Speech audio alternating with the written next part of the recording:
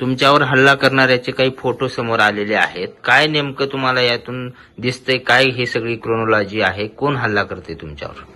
हल्ला करणारे जे दळवी आणि तिचे सहकारी आहेत या सगळ्यांचे फोटो शरदचंद्रजी पवार, लंके खासदार, अहिल्यानगरचे खासदार लंके आणि या मंडळींबरोबर त्यांचे फोटो आहेत आणि या सर्व लोकांनी हा जाणीवपूर्वक हल्ला केलेला आहे, ठरवून प्री प्लॅन्ड हल्ला केलेला आहे. हा माणूस म्हणतो की लक्ष्मण हाके आंतरजातीय विवाहासंदर्भात आमच्या माता भगिनीवर बोलले.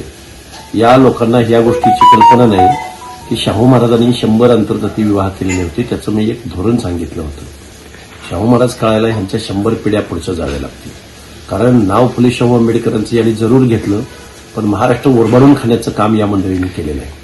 आमदारक्या, खासदारक्या किंवा कारखाने हे सगळे द्यायची वेळ आली त्यावेळी पावण्यारावळ्यांचं राज्य या महाराष्ट्रावर आणलं.